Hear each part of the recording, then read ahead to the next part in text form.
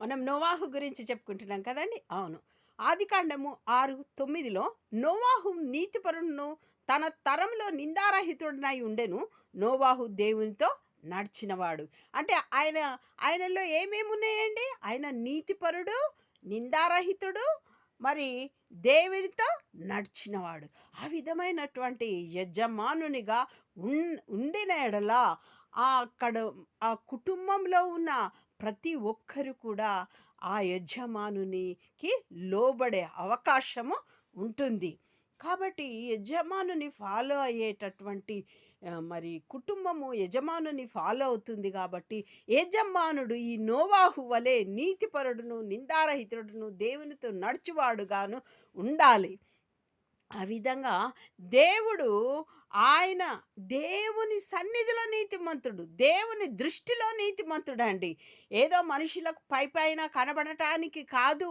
మరి ఆయన లోపల ఏంటిదంటే దేవుని దృష్టికి నీతిమంతుడుగా ఉన్నాడు. ఆ విధముగా యజమానులు దేవుని దృష్టికి నీతిమంతులుగా కనబడాలి. అప్పుడు దేవుడు మాట్లాడి ఆ కుటుంబంని రక్షిస్తాడండి. ఆ! ఈ భూలోకంలో అంతా చెడిపోయి ఉన్నప్పుడు ఆ నాశనము, ఆ ఉగ్రత అనేది ఆ కుటుంబంకి రాకుండునట్లు ఆ విధంగా చేస్తాడు.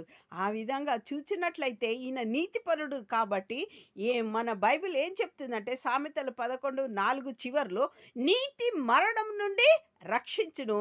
సామెతలు 12:13 చివర్లో నీతిమంతుడు ఆపదను తప్పించుకొనును. ఈ నీతిమంతుడు కాబట్టి దేవుడు నీవు ఒక ఓడను చేసుకో.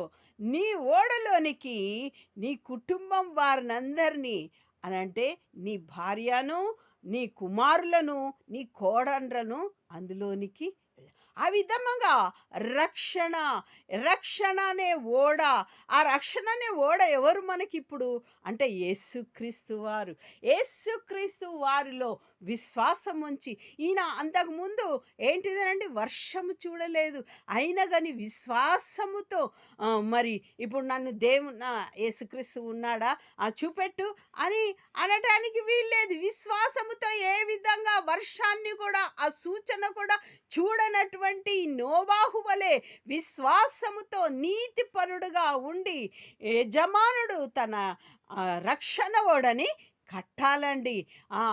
ఆ యేసుక్రీస్తును మన గృహంలో కట్టినట్లయితే అందరూ యేసుక్రీస్తుని విశ్వసించి యేసుక్రీస్తు అనే ఓడలోనికి వచ్చినట్లయితే మనము రక్షించబడతాం.